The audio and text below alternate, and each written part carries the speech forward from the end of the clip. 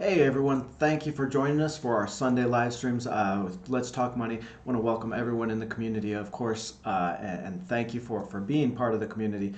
And part of the reason why I do these live streams every Sunday, because it's just that that face-to-face and that closer connection I get with everyone there, rather than those kind of the one-way video ideas.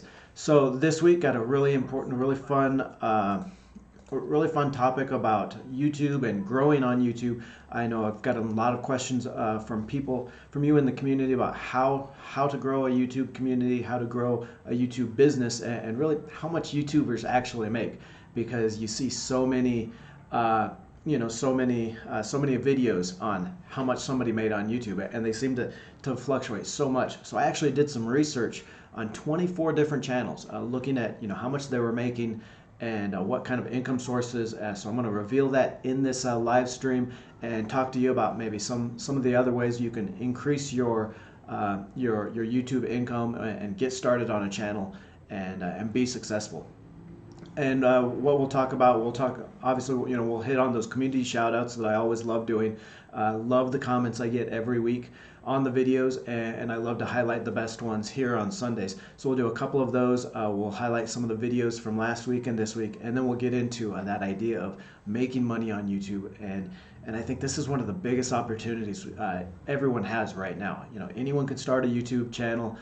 You've got a little miniature photo or video video studio right in your pocket right now, and anyone can do it. And it's actually doubled my business income over the last 2 years. I grew the channel from 22 subscribers in December 2017 to over 87,000 subscribers today. People in the community.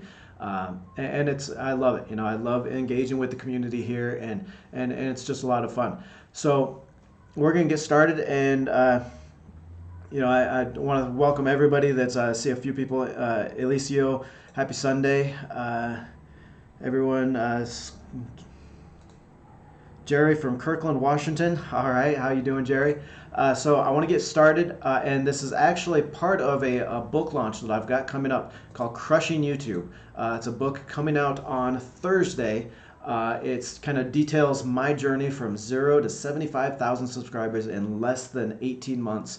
It's going to be available on Amazon for a 40% discounted price. So I'm launching on Thursday, but I wanted to make it available to everyone here in the community for that big discount. It's $2.99, and I've got the link here to Amazon. But that's Crushing YouTube on Amazon. And really, I see a lot of channels, asking for super chats and other support from the community, and I really don't do that here. If you do want to support the community here on Let's Talk Money, go through that link and pre-order the book. It's going to give you a ton of ideas and kind of a step-by-step into starting and growing a YouTube channel. But we're going to talk about a lot about that here today, and some of the other stuff that we've got. So let's get started though, because like I said, I'm excited to get into that topic of making money on YouTube and how I did it and how you can do it too. So first we're going to start off with a few of those, highlighting a few comments. And again, I love the comments that I get every week on the videos. This one came in from Mary from a Mary Life on a Budget, actually a channel here on YouTube. Love Mary's channel. She does a lot of great budgeting, kind of follow me monthly budgeting videos that are really neat. And this was one where I was talking about leveraging a blog with your YouTube channel, and it's one of the things I feel like even a lot of the really big YouTubers here on the platform don't do very well, or don't do, is using that blog to really grow their YouTube channel, and vice versa. Using a YouTube channel to grow a blog. I feel like a lot of people are still kind of siloed in either they're either a blogger or a YouTuber, and they don't really use the two together. And I think that's one of the biggest things that have helped me grow from 0 to 87,000 subscribers in less than 2 years, is being able to use both of them together. Embedding my videos on my blog, and then linking from the blog to the YouTube videos, and really growing the community together rather than just separately or not even having one. So thank you for that comment from Mary. And then this next comment I got from David John, and this was talking about something that's important here for YouTubers as well, and that's really niching down. Whenever you start a website or a blog or a YouTube channel or anything, any of those online businesses, you really have to focus on a specific niche, a very narrow topic, because there is so much competition. There's about 400 hours of video uploaded to YouTube every minute. Yeah, that is just amazing to think about. 400 hours uploaded to YouTube every minute, and to get found in that, you can't be everything to everyone. Okay, you have to serve a small community, and you have to serve it well, and you have to really engage and relate to that community. So David's question was, about launching a blog focused on Elton John's life and music in the 70s. He says he interviewed 100 musicians and friends for a biography, which you could easily turn into in-depth blog posts, monetized through books, T-shirts, posters, and I would say even if he's got audio or video of that, he could turn that into a YouTube channel as well. It's a great idea. I love the strategy, and it just shows you how focused you really need to be in your niche or in your blog or on your YouTube channel. I mean, something so focused as just Elton John's life and music. Okay, we're not talking the whole pop music genre or disco or the 70s or anything like that, but Elton John's life and music in the 70s specifically. And I guarantee if they started up a blog like this or a YouTube channel, they would be big, because they would dominate that space, that specific niche, and when anyone thought of Elton John's life and music in the 70s specifically, they would think of that channel, right? Because there's going to be much fewer competition for that, and you don't have to worry about niching too much and really limiting your traffic or limiting your community, because I guarantee you there's still going to be millions of people interested in that very specific topic, and they're going to go to the authority, to the definitive source for that. So it's a great strategy. Always remember, when you're thinking about creating a YouTube channel, like we'll talk about a little bit later, or a blog or anything like that, you really do need to niche into a very specific topic, and maybe even a specific demographic. So so males or females, generation, maybe millennials, Gen Z, Gen X, that kind of thing. And it's really just going to help you focus on that community, relate to that community better, and they're going to relate to you. So let's get into. I want to highlight a few of the videos from last week and this next week, and then we'll get into that topic and that research that I did on how much YouTubers actually make, proof from 24 different channels that I looked at. So last week we wrapped up that blogging series. And again, one of the most important things you can do if you're trying to grow here on YouTube is to leverage that with a blog. You set up a blog in like less than five minutes, $3 a month with a Bluehost hosting account, and you're up and running. And it doesn't have to be really dedicated and complex. You could do maybe 5 to 10 hours at the most with your blog and your YouTube channel every week, and really get the benefits from both of those, using both of those together. So check out that blogging series if you don't have a blog, or if you're trying to grow your blog, struggling a little bit. Friday's video was one of our most popular ever. A full analysis on Ford stock price and its dividends. It's about 8,700 views already so far in just about 2 days. So obviously, it seems like you like those kind of videos, so I'm going to be doing more of those videos. I've got an Apple dividends video, so if you're interested in investing in Apple shares, watch for that video tomorrow. It's going to be dropping at 9:45 or 10:45 Eastern time. And just like the Ford dividend or the Ford stock price analysis, I'm going to go through everything on Apple shares. So where it's trading at now, where it's traded historically as far as the price to earnings ratio, what expectations for earnings are, so what analysts are expecting for earnings over this next year, as well as a lot of the big news headlines and headline risks on the stock. Apple's been one of the most affected by the China trade war and the tariffs and that kind of thing. And we're going to look into that and really look into some expectations on the stock price going forward. So excited about doing that on Monday, and I'm going to be following it up with a lot of other individual stock price analysis videos for you too. Also starting this week is a couple of videos on on growing a YouTube channel, kind of in that same vein as this live stream, and building up to launching that book on Thursday. Going to talk about how I grew from 0 to 75,000 subscribers in less than 18 months, and how I make the money on YouTube. So I'm going to be sharing all the income sources that I use. But now let's get back into that topic, because I'm excited to share kind of my journey with growing on YouTube, and I know a lot of you are interested in that as well. See a lot of people coming into the live stream. And if you have a question, just go ahead and make sure you ask it at the end when we have our Q&A session, and I'll answer all of those. But so I started using my YouTube channel in 2017, and the growth has just been phenomenal. Okay, it's been I've actually been blogging for about 5 years now. Was making good money blogging. It's a legitimate business, online business, and you can make a lot of money. But with just starting my YouTube channel, and gotta resize this image for you, but you can see where it just grew exponentially. It grew from the YouTube channel grew from. See if I can get this here for you. Nope, it doesn't want to zoom. So I started the YouTube channel in December of 2017. Started really getting serious and actually posting videos on YouTube. And like I said, from 0 to 79,000 subscribers in less than 18 months.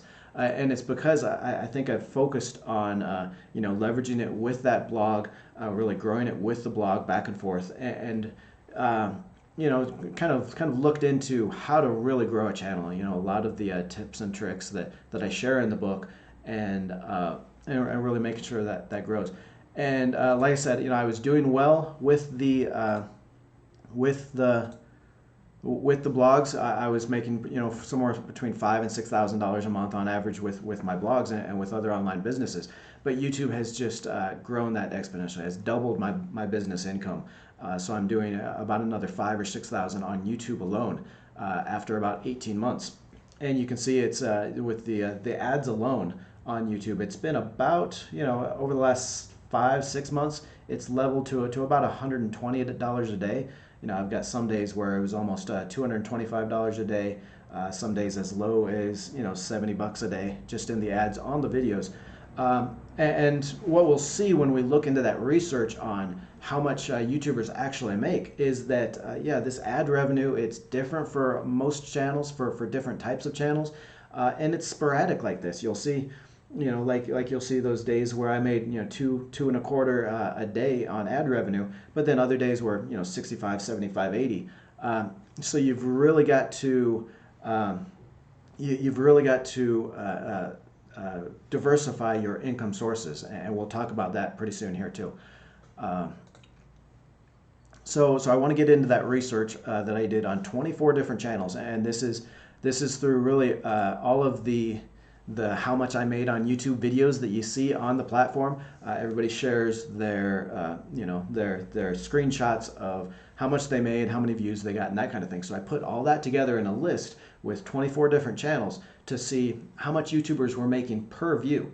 And you can see this list. It starts out at I sorted it here by dollars per view, right? So I took, I watched every video, watched how many views they were getting, how much they made for for that time period, whether it's monthly or several months there, and then I divided the pay per view. Okay, so you see that some channels here are upwards of 1.1 penny per view. That's right where about I am.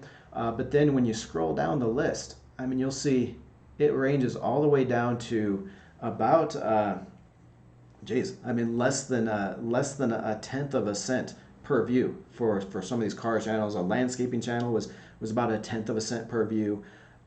So some really low ad rates for a lot of these other channels. And what you find when you average them out or take the median is about 0.4 cents per view you're going to make on ads. And of course that's again, that's going to vary depending on what kind of channel you have. So you'll notice a lot of these niches up at the top that are making more per view are money, entrepreneurship, that personal finance niche kind of thing, where you'll make upwards of a penny per view, and then when you scroll down and look at the list, some of those making a little bit less, you get into more of that vlogging idea, lifestyle channels, gaming, things like that. So you get vlogs, gaming, a lot of car channels here came up, and the ones that are making significantly less.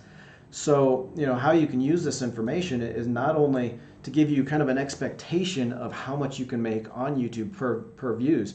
You can see, I made over this period, I made a little over $29,000, a little under $30,000 in ads alone on 2.7 million views. So about a little over 1 penny per view. What you can do is you set those expectations for how much you can make. But then it also tells you that you really need to be expanding into other types of income. So I talk about sponsors a lot on the channel, affiliates, creating your own products like books, like courses, things like that. That's really, when you look at any successful YouTuber here on the platform, that's really where they're making their money at, okay, is some of these their own products and courses and sponsorships and affiliates, okay? And I'm more than willing to talk about how to set those up. They're in the book, and actually I've got a video coming out, I think it's Friday, that talks about how to get sponsors, how to get affiliates, and your own products and stuff like that.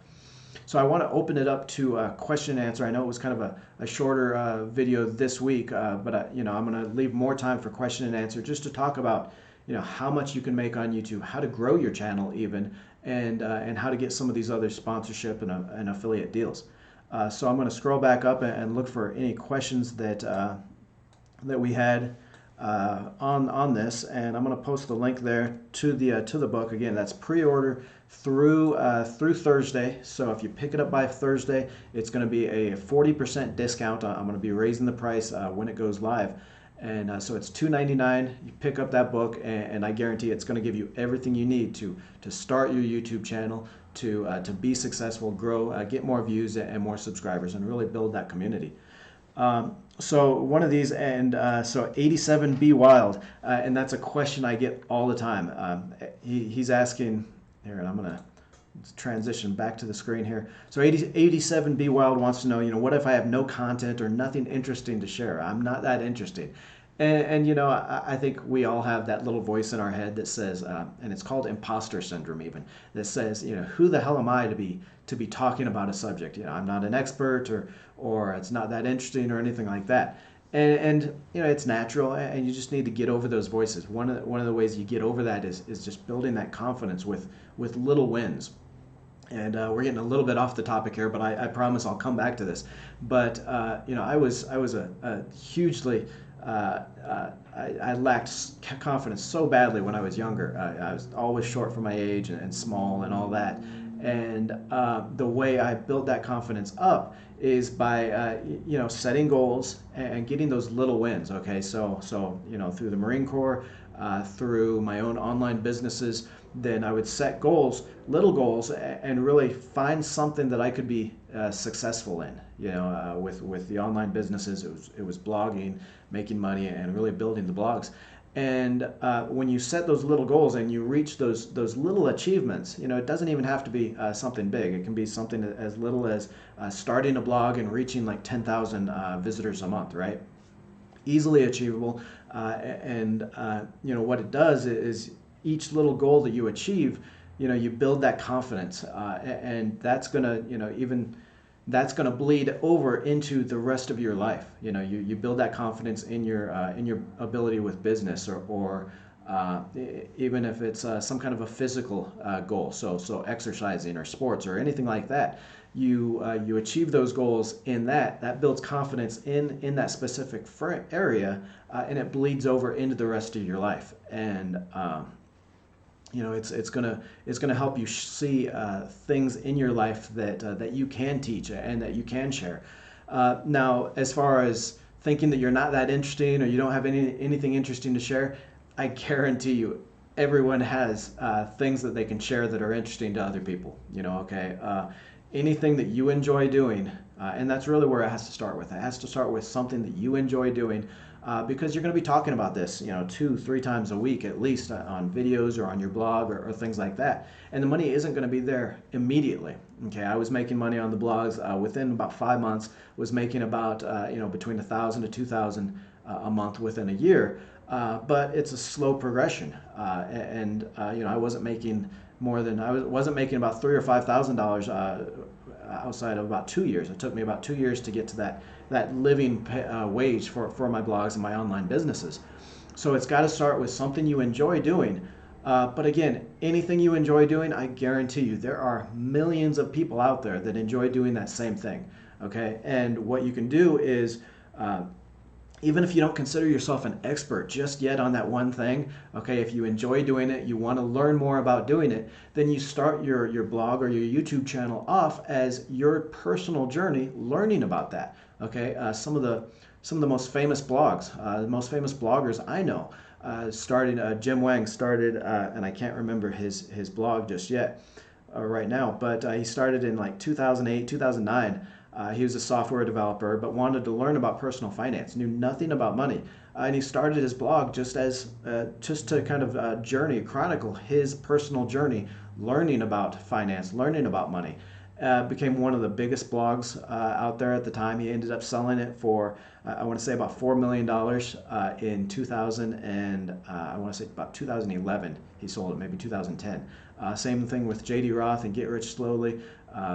Just chronicling his personal journey in that topic, and why it's so successful is people relate to you. People that are also on that personal journey themselves, they relate to you for that. They learn with you, and they become part of your community. So even if you're not an expert in something or don't consider yourself an expert in something, just start a blog, start a YouTube channel on something that you enjoy doing, something you want to learn about, and you will find your community. And believe me, doing anything for 5, 10, 15 hours a week, studying this, learning about it, you will become an expert very fast. So don't think you're not an expert in something. Okay, what else do we have here? Misconstitutionalist. On your pre-recording, you come off as if you were a TV host. I thought about it, and 3 things make it look like that list. Words you choose or review you. Okay. No question there. Lydia Santiago, hire for finance channels. Yep. You'll get higher, and CPM is just cost per mil, which is 1,000. So it's a typical kind of blogging or online publishing measure for how much you make per 1,000 views, impressions, and that kind of thing. Just like you saw in that research that I did on those 24 channels, it's you'll make more money in these finance related and entrepreneurship related channels and things like that. But if you don't enjoy talking about it, it's a non-starter. You really have to go with what you enjoy talking about. You can make money in anything. Okay, if you are interested in underwater horseback riding, okay, you can make money in that. I guarantee it. You might not make quite as much on ads on YouTube, but you'll get sponsors, affiliates, as long as you can dominate a niche, a specific and focused niche, and build a community in it. And like I said, you can build a community in anything. You can make money in it. You just have to enjoy talking about it, have a passion for talking about it with others, and sharing that journey. Okay, what else did you have? Okay, Larry wants to know, do you have to get approved for an ad account? And you do on YouTube. Now, for a blog, you can pretty much start right away. You can put Google ads on there. You can make money on other stuff. For a YouTube account, now you will need to reach 1,000 subscribers and 4,000 watch hours in a 12-month period. Okay, and that can be tough getting started. I actually started, so I had 22 subscribers in December 2017. Reached that 1,000 subscriber milestone in April, so about 4 months later, and then was actually approved for ads on the channel in, I believe, May of 2018. I believe May or June of 2018. So it can take a few months, but that's all time that you're building your community on YouTube, and you can still make money. You can still make money even if you're not making money on ads, and you do it through those sponsorships, through affiliates, things like that. Okay, so one of the first video to really go big on my channel was about credit scores and that, and I didn't monetize it a whole lot, but I could have put affiliate links in the description. Made a lot of money on that. I could have done I could have done like a sponsorship with a company or something like that. Totally legitimate, totally acceptable on YouTube, even if you're not in that partner program or if you're not approved for that partner program yet. Okay, so barely have any subscriptions on my channel. It's pretty new. Here, I'm gonna start. Okay, so Shamara says, I barely have any subscriptions on my channel. It's pretty new and I'm starting to understand the editing process. So yeah, it's going to take a little bit of time to really understand how to grow YouTube as a business and how to scale it. And that's part of the reason why I wrote that book and I'm launching that book, is just to share my personal experience growing from 0 to 75,000 subscribers in that 18 months, and some of the ideas and tricks that I've learned starting it off. So you don't have to start from 0. Okay, so you don't have to start learning everything you can in the few months that it took me to learn everything. So Shamara wants to know, how did you grow your subscribers? A lot in there. It's one of the things is one of the most important things here on YouTube, I think, is really frequency and consistency of videos. So you're going to want to be starting with at least 1 video a week. But if you can, I would highly recommend 2 videos a week and maybe even 3. So I'm doing 3 videos a week now, and you'll see a jump. Each time you go to more videos a week, up to 3. I don't know that you really need to do more than 3, even though I guess I do 3 plus this live stream on Sundays. And it's really because YouTube wants to be an alternative to TV. So you have to understand how YouTube wants its creators to publish content, and it wants creators, it needs producers in that traditional media sense that are going to create quality videos and publish them at the same time every week. So kind of that must-see Thursday idea. They want creators that are going to bring people onto the platform every week at the same time for their favorite shows.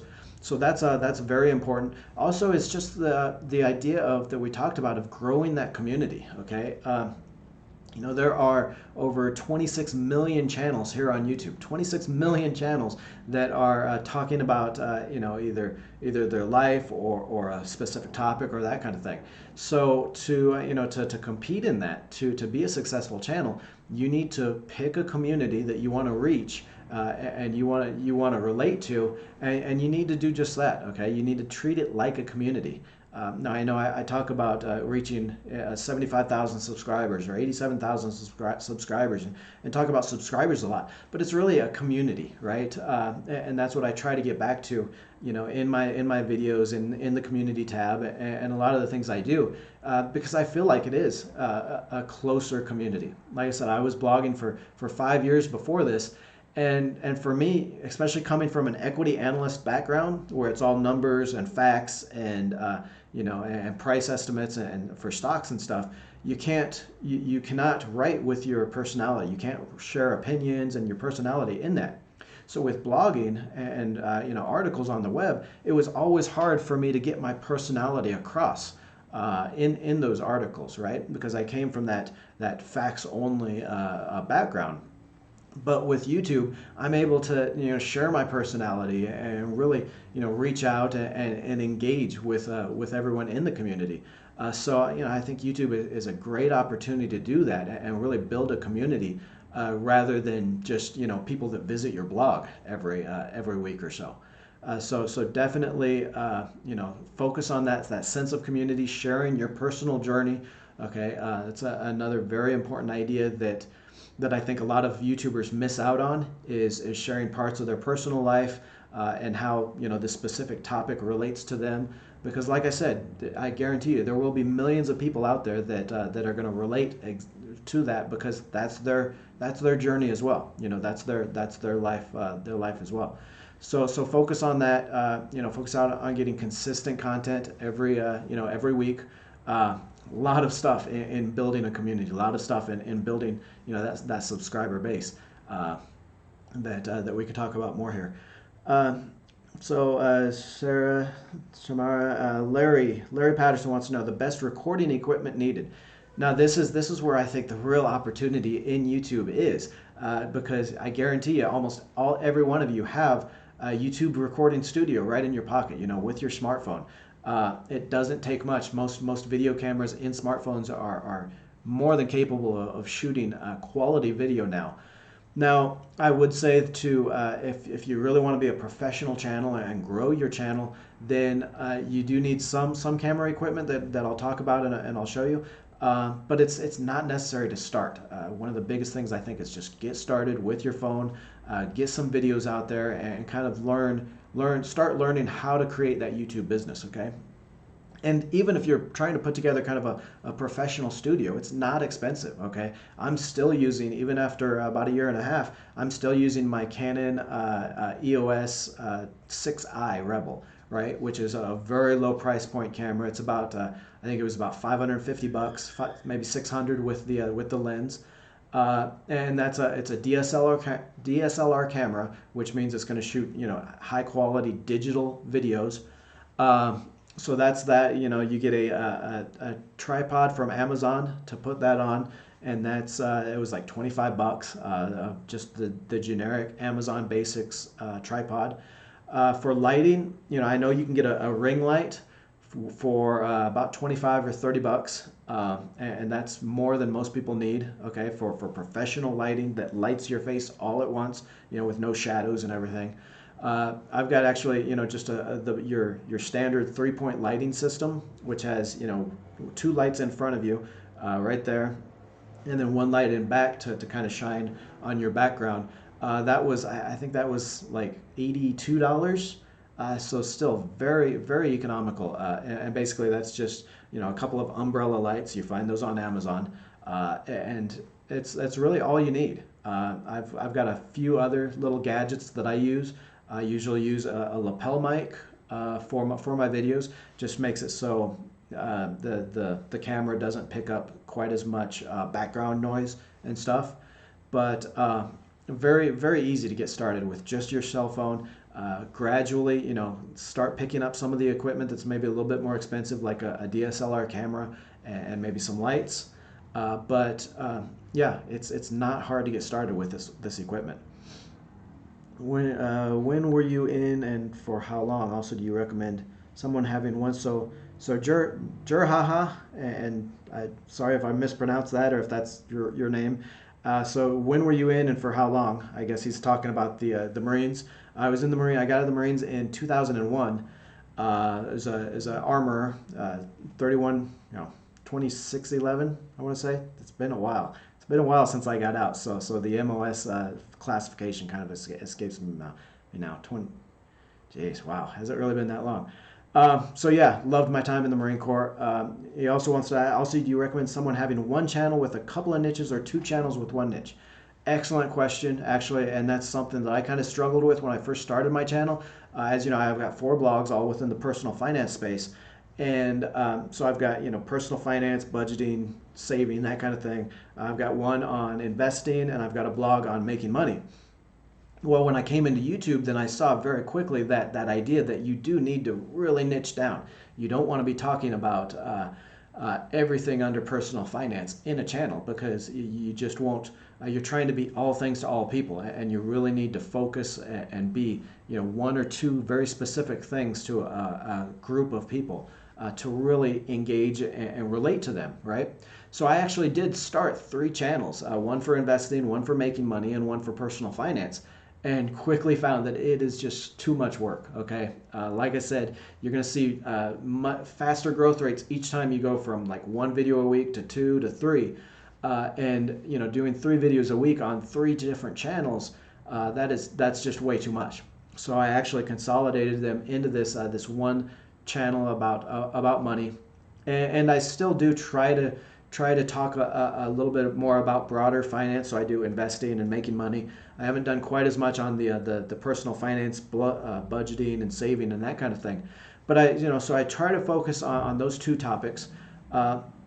And I would recommend that. Recommend start on one channel, really focus on building that up before you before you create more channels or talk a little bit more on your one channel.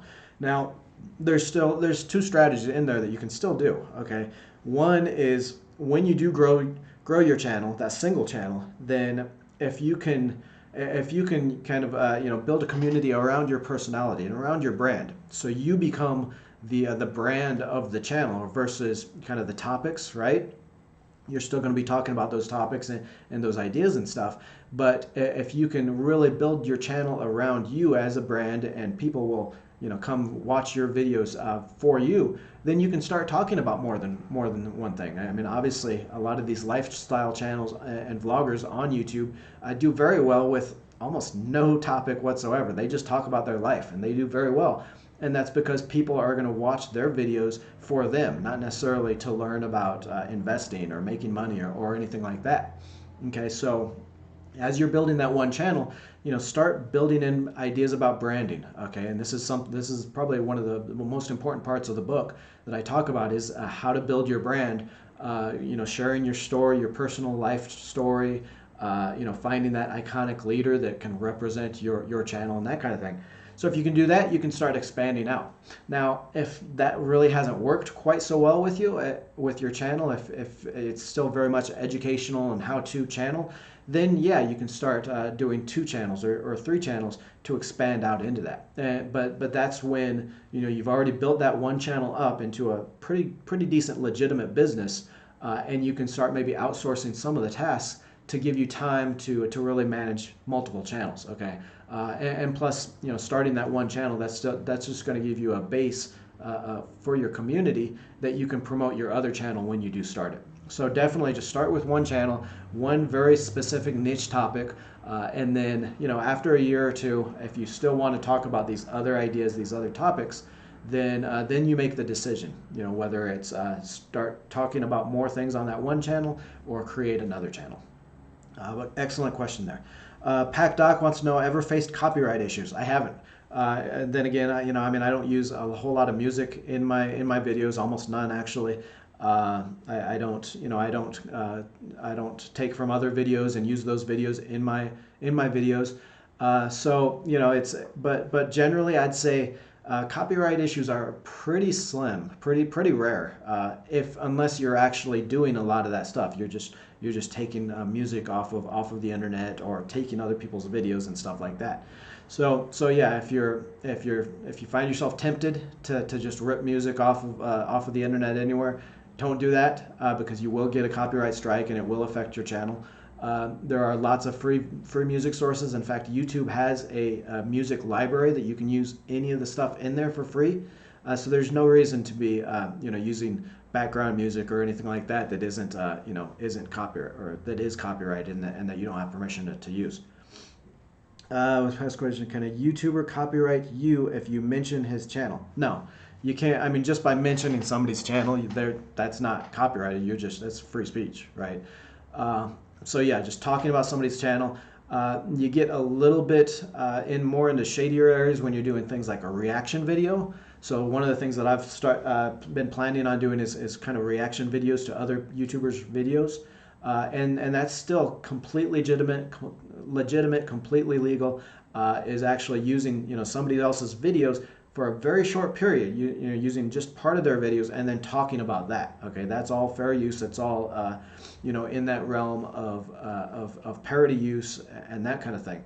What you can't do is use somebody else's video as as the core part of your video. You have to be adding content to it. You have to be adding real value to it, and your value has to be the main focus of the video. Okay, there's somebody else's video or music or whatever can't be the focus of the video. Okay, so a little bit more shady area once you get into those reaction videos and sharing other people's videos. But if you're just talking about somebody's channel, not a problem at all. And I don't see why they would want to copyright you, because you're actually helping them out by mentioning their channel. So good question though. Link, name, etc., but without permission. Yeah, I mean, you can link to somebody's video. I mean, I find it super hard to believe anybody would would be mad that you would mention their channel and link to it, because I mean, again, that's promoting their channel, and that's what people want you to do. But no, you can link to somebody's channel, you can mention their channel, you can even talk about what they talked about. Like we said, those reaction videos.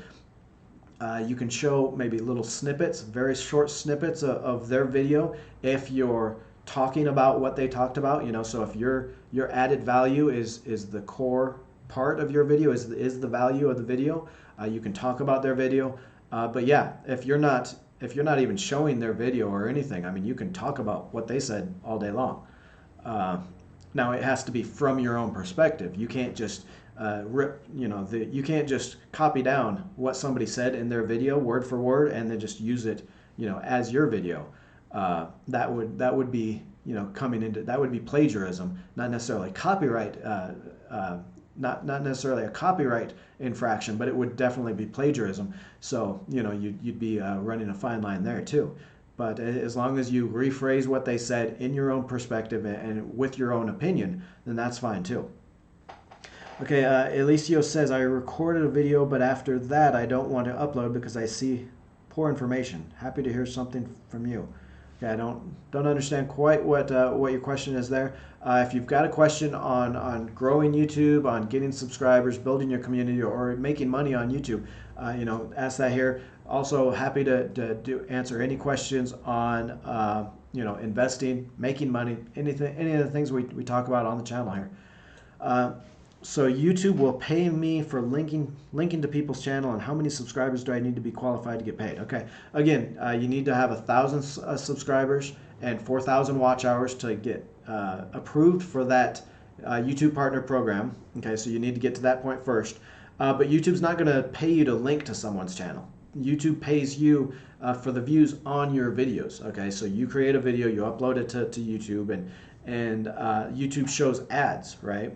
All those ads you see before a video, during a video, in the sidebar margin. YouTube's going to pay you a percentage of what it's collecting for those. Currently, it's about 55%, I think, YouTube creators get that. So YouTube and Google collects that money from advertisers. They give you 55% of it, okay? Which is actually a pretty decent deal. I mean, they're giving you more than half. While they're setting up this platform, that the largest video sharing platform in the world. So yeah, but again, I want you to start thinking of your YouTube business as a more diversified business outside of ads too, because your ads, especially in some of these less monetizable channels that we looked at in that research, so your vlogs, lifestyle channels, car channels, gaming, they're not going to be making a whole lot of money on ads. Okay, so you want to start thinking in terms of how to get sponsors, how to get affiliates, developing your own products and stuff. I mean, we can go back to that research that I did on those channels, and you'll see, for like 1 million views at some of these rates, so this one's Copper Creek Cuts Lawn Care. That's a channel name to try to say 10 times fast. But in the landscaping genre and niche there, I mean, he's only making a 0.001 cent per view. Okay, so about 1/10 of a cent per view on his videos. So just under about $1,000 per million views. So he has to have 1 million views on his channel to make $1,000, and it's not easy to get a million views. Okay, I'm just past like 3 million views on my channel, on my own channel. So if you're focusing exclusively on ads, unless you're in that personal finance space or entrepreneurship or some of those channels, topics that make more money, then you really do need to start thinking about sponsors, affiliates, and creating your own products, things like that. Okay, but again, there's that average per view is around 0.4 of a cent per view for ads on Amazon. The Sim Architect says they make even less, and it is. A lot of the gaming channels, the kids channels, channels focused at the younger demographic, that kind of thing, they tend to make less per view. And it's not to say that you can't make a lot of money, because a lot of those channels, they still get millions of views. They'll get, my son probably contributes about 1 million views a month to some of these channels that he watches, because he just clicks in and out of videos, watching maybe 5 minutes of the video or so. So yeah, these kids channels, they get millions of views. The pets channels, likewise, load a video of a cat doing anything, and it's going to get a million views, right? But it's not going to make a whole lot of money. Okay, so you really do need to start thinking about how to how to monetize your channel in other ways besides ads. So this I see a couple more questions coming across. Okay. So, my website is more profitable than my YouTube channel. Okay, yeah. So the sim architect here says his website is more profitable than his YouTube channel, and it can go either way. I know a lot of bloggers, fellow bloggers that make a lot of money on their blog and haven't really been able to monetize their YouTube channel just yet in different ways. But it's really it's really either way. It's really where you're focusing your monetization on. I would say I mean YouTube. For me, like I said, for me, it's doubled my business income in that year and a half, and I believe it's all because you get a better engagement with people, more face to face. You build that relationship, and so you're able to use some of these other ideas. Sponsors, I can tell you, after 5+ years of blogging and then doing this YouTube. Sponsors love video, okay, and that's where the advertising money is going. It is to that video. So if you do have a blog and don't have a YouTube channel yet, definitely that's something you want to look into, because anytime you can offer a blog article and a video to a sponsor, that's going to be so much more valuable to them than maybe just a blog article or even just a video. So definitely leverage the two, like I said. So it looks like we're running out of comments and questions here. I want to thank everybody for joining us. Like I said, I do these every week, 1 p.m. Eastern, on the YouTube channel here. Just love that engagement and being able to talk to you on a more personal level and answer your questions. Check out those videos this week. I've got how to grow your YouTube channel from 0 to 75,000, like I did in a year and a half, and some of the income sources that I use on YouTube. Make sure you pre-order that book, Crushing YouTube. It's available on Amazon right now for a 40% discount. So check that out, and I'm always here to answer any questions you have on that stuff. What else? A couple other questions coming in. No problem for being late. Like I said, I do these every week and love talking to you. Love talking to you here on the channel. What state am I in? I'm not actually in a state. I'm in a country right now. Actually, since 2013, I've lived in Medellin, Colombia. So think way south, South America. Came here in 2006 to do business consulting around the free trade agreement. Loved the city, Medellin. It's about 80 degrees year round, so that perfect spring weather all year round. Cost of living is about a fifth of what you'd find in a comparable city like Chicago there in the States. So we moved back, my wife and son and I and our daughter, in 2013, and it's a great opportunity. I always tell people, if you can live somewhere abroad for a couple of years, make money, online, building online assets. It's a great opportunity to, when you do move back to the States, pretty much write your own check, because you've saved up this money. We're actually thinking about moving back to maybe Florida in a couple of years. So all the Floridians that out there, maybe Tampa, something like that. So we'll be coming back pretty soon, but right now we're just enjoying the weather and the cost of living here in Colombia.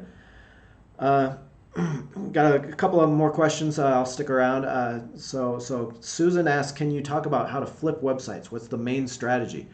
So yeah, I mean, that's one of the things that I've done really well in the past 5-6 years that I've been blogging, is buying websites. Sometimes I'll sell them, sometimes I'll keep them on to really grow my blogging portfolio, and it's a whole it's a whole strategy, really. And I've got a website, or I've got a blog article about it that I can link to it here when I find the link. But basically, you're looking for legitimate blogs. So you're going to go to maybe a site called Flippa. Flippa.com is where a lot of people are selling their blogs and buying blogs. But really, you'll find even higher quality blogs from just a personal network. Okay, so get involved with a blogging network on Facebook, with a Facebook group. and start engaging, start interacting with that, and every once in a while someone will say, I want to sell my blog. Or you can look on blog ranking lists. So look up on Google blogs in your niche that you want to talk about, and start looking for blogs for sale. Right, reach out by email to bloggers, and basically you're looking for, like I said, you're looking for legitimate blogs with where people have written good quality content. So a lot of blogs you're going to find are basically just made for flipping. Okay, bloggers started them, never really made much content on it. They're just trying to build it up so they can flip it, right? Not very high quality blogs. You look for quality blogs that have good content, but maybe just aren't optimized like they should be. Maybe the blogger doesn't know much about making money, so they're not using a lot of these income sources. Maybe they don't know much about SEO, so they're not really optimizing it for Google. So there's they're leaving a lot of things on the table, a lot of things unanswered, and that's where you get your value, right? You jump in, you buy that blog for a little bit less because they really aren't making money on it anyway, and then you start making money on it. You start optimizing it for SEO by going back into those older posts, optimizing those, and then after 6 months or a year, then you can resell it for a higher profit. That's actually what I did with a dating website that I bought in 2015. Bought it for $500. I knew the blogger. I knew he was really trying to legitimately build the blog, so it was good quality content. He just didn't have a whole lot of time to focus on it, so he hadn't made a whole lot of money off of it. He hadn't done a whole lot with it. So I bought it for $500. Did exactly that. Beefed up the content. Started making money through books and sponsorships and affiliates, and then sold it a little less than a year later for about $5,000. So started making money on a monthly basis, and then that return when I sold it as well. What other questions? Google AdSense ads profitable? Not really. Comment or question from GE Stroud, good friend, fellow Marine there. Uraji, Google AdSense ads? Not really. I've always kind of avoided ads on my blogs because they're intrusive. They don't make much money. But when you come over to YouTube, then and that's what you're showing on your YouTube channel is Google AdSense ads, really, because Google owns YouTube. It's quite a bit more money. Like I said, I make about a little over a penny per view on the ads on the channel, and it's not quite as intrusive, I think, on YouTube, because people have come to respect that, or come to expect that maybe 10 or 15-second ad before a video, or the little letterbox ads that you can click out of. You can click out of any of these ads and that kind of thing, and it's incremental. So I make about $3,500 a month on the ads alone. I don't have to do anything for them. YouTube just serves them up on the videos, and I really don't think they're too intrusive. So yeah, they do well. Cool, Ridge Hill Jilly, thank you, I appreciate it. Alicio, yes, I speak Spanish. Not quite as much as I used to. When I was here in 2006 for business consulting, and then moving back in 2013, I was fluent. I could go out and talk, no problem. In the last few years, I work from home, so I work in English. I watch TV in English. I talk to my family, my kids in English, and I don't get out as much as I used to. So I've actually lost quite a bit of my Spanish fluency. Still conversational. I can still talk no problem. But yeah, I've missed it quite a bit. Devin Carroll, great channel here on YouTube. Talks about the Social Security ideas. Some great Social Security videos. Devin says move to Texas. I don't know. I've actually thought I hear great things about Austin. Some other places in Texas, maybe a little bit too warm. Of course, then again, if I'm talking about moving to Florida, then that's probably just as bad. What else do we have? Do you own any apps, and do you own MO? I don't know. Is MO? Are you talking about Philip Morris stock or that? I don't know. But apps is something I've thought about creating as far as products. Great income source, I know, for a lot of bloggers that I know, but I haven't started in any apps myself. It can be expensive to start apps. I was actually thinking about creating one app and was getting estimates of like $25,000 to $50,000 to create this app. So something you definitely have to have a workable business model before you start thinking about that. What do you think about water utilities for a dividend? I haven't looked into water. Water as a theme for a while there. I was following it for a little bit as far as an investing theme. The water utility companies, without looking at them, I would say, I mean, obviously, it's a stable dividend usually, stable company monopoly, regulated monopoly. So it's going to be just like a lot of those other utility stocks, regulated electrical, that kind of thing. Growth probably won't be there very much for the stock price, but you'll get that dividend, you'll get solid growth. So you're probably looking at that market return of 7 to 8% annualized for over the long term. And it's going to protect you from a lot of those stock market ups and downs in tech stocks and some of those cyclical stocks. So, I mean, I don't have any real analysis on individual companies, but just like other utilities, just like the utility sector, it's fairly safe and stable. So I would like to write a book, but I don't think I know enough about anything to write a book. Again, I guarantee enough about something to write a book. If nothing else, it's something from your life, your life's journey, your personal journey. I guarantee you know something about writing a book, and that doesn't necessarily mean that you're not going to have to do research. When I've got 11 books published on YouTube, or 11 books published on Amazon, with the Crushing YouTube book coming out Thursday, and for every single one, I mean, even the investing ones, where I spent more than a decade as an equity analyst, an investment analyst, and working in private wealth management. I still had to do research for those books, okay, for the investing books. So it doesn't mean you're not going to have to research for the book, but you just take from your personal experience, take from your personal journey, and that's really what it's about. Okay, people don't buy books for the information.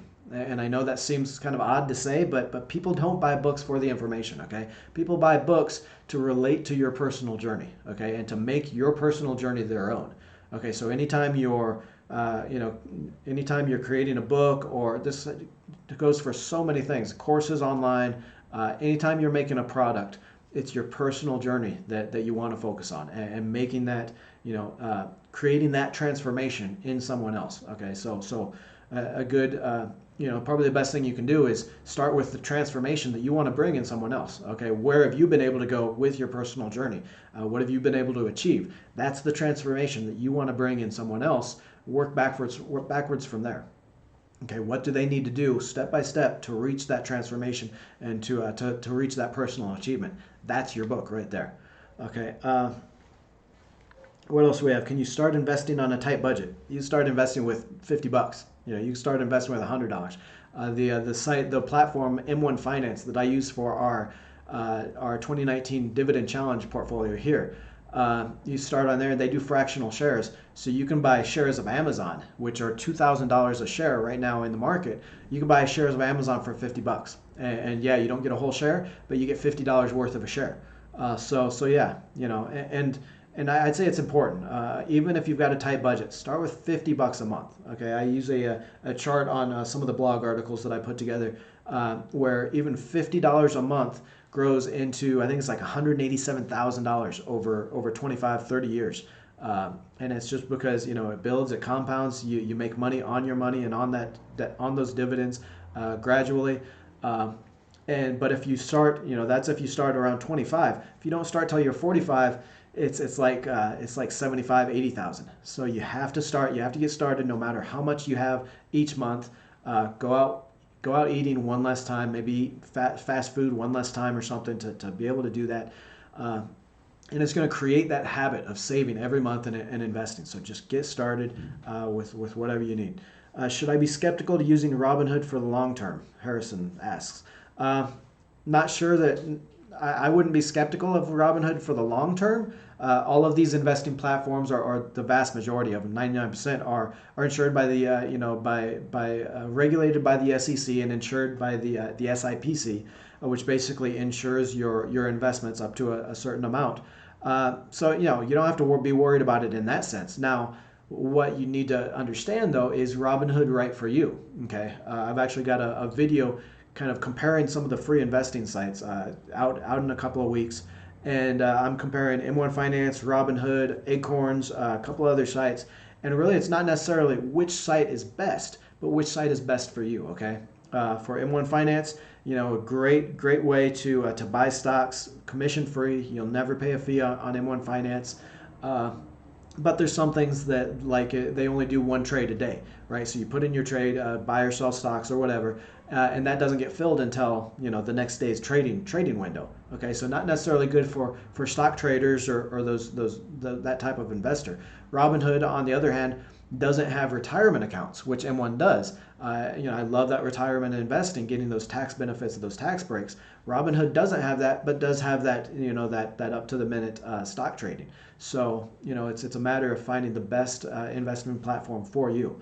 But yeah, I don't think you have to worry anything about about it long term as far as the platform failing or anything like that. Um, you ever consider technical indicators when you research dividend stock? I don't really, to be honest. I've never done a lot of technical analysis. I did, younger when I was an equity analyst. I did some momentum trading and momentum analysis. So I did do some of that technical stuff. But right now it's mostly fundamental analysis and that kind of thing. So Ridge Hill wants to know, financially speaking, do you think it's better to start off a blog or a YouTube channel? Honestly, start both. There is very minimal incremental work to start a blog or costs. Okay, like I said, I've got a special deal with Bluehost that you can get $3 per month web host account or web hosting, right? And that's really the only thing you need to start a blog is a web host account. $3 a month, so it's basically nothing for financially speaking. And yeah, you're going to be able to leverage your blog with your channel and vice versa, be able to grow them both so much faster than you would just a single one.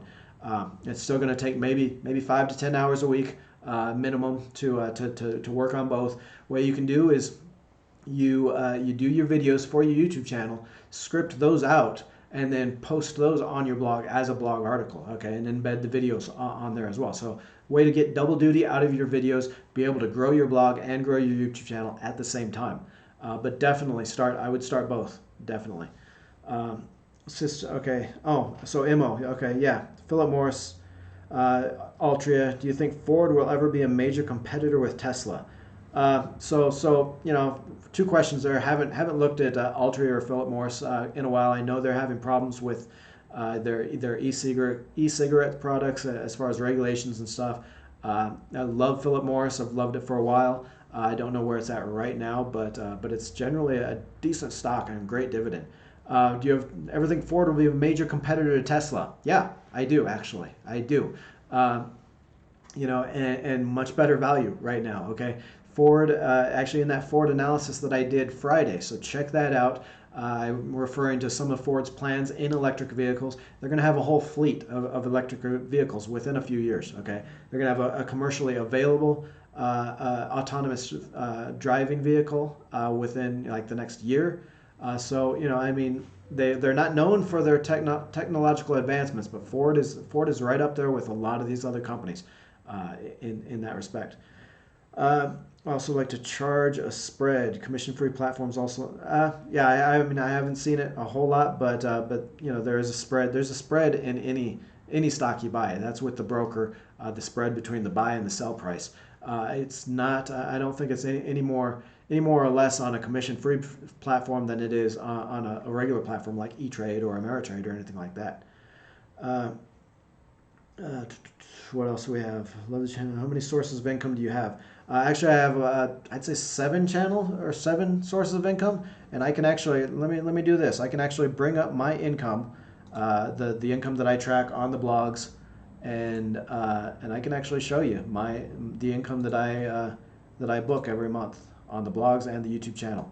So here, let's put this here.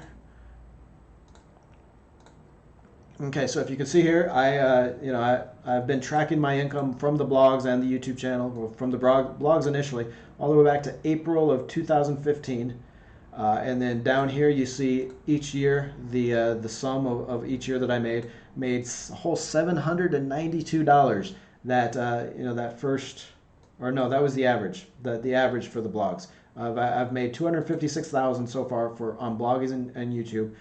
This average for this first year, so 9 months, started in April 2015, making $60.07, ended the year making a little over $1,800, and averaging about $800. But then this next year, So this next year averaged $2,900.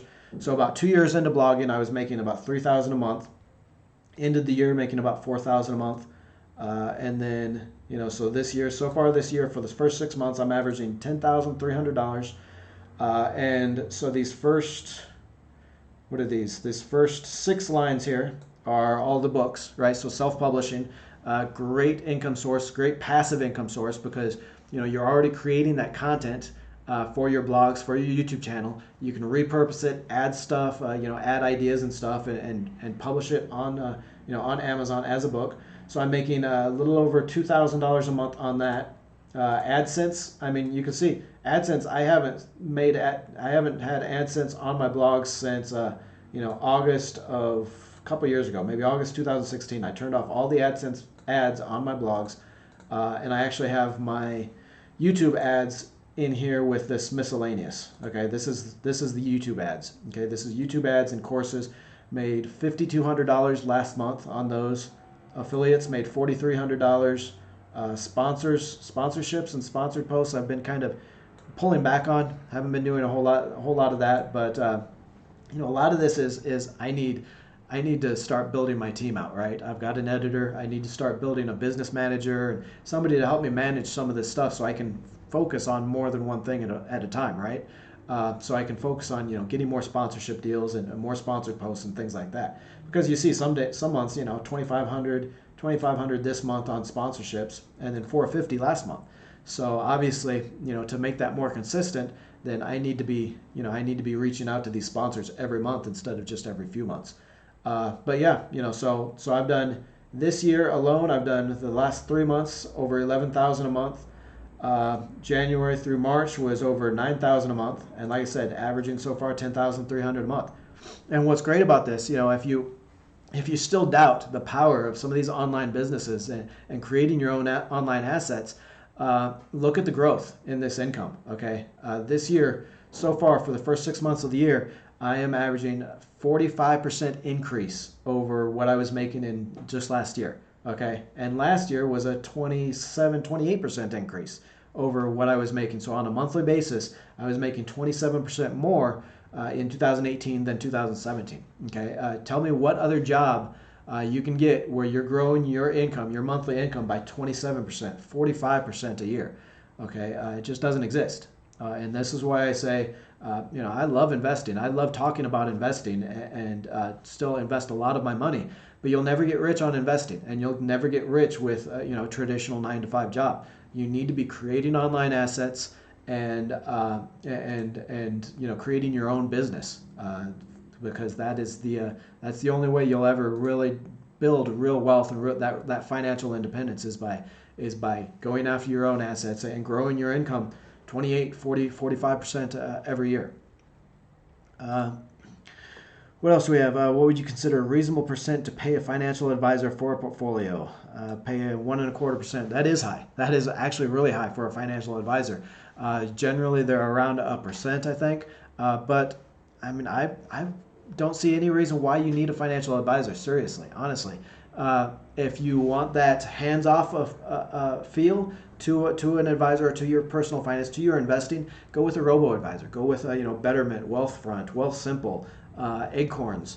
Okay, all of them robo-advisors. Basically, any money you put in, they automatically invest with no fees to your investments, and then they charge an annual fee on your assets, just like a financial advisor would. Okay, so, and most of these, they're at like 1/4% at the most on those fees. So basically, you the opportunity here, if you're paying 1.25 now, the opportunity to cut your fees in by 1/5. Or by 4/5, so pay 1/5 of what you have, and and basically get the same thing. I mean, they're going to do the same thing as a financial advisor is going to do. They're going to take your age, your goals, your financial goals, how much you're putting in each month, and your risk tolerance for those ups and downs in the stock market, and they're going to put you into a portfolio. So yeah.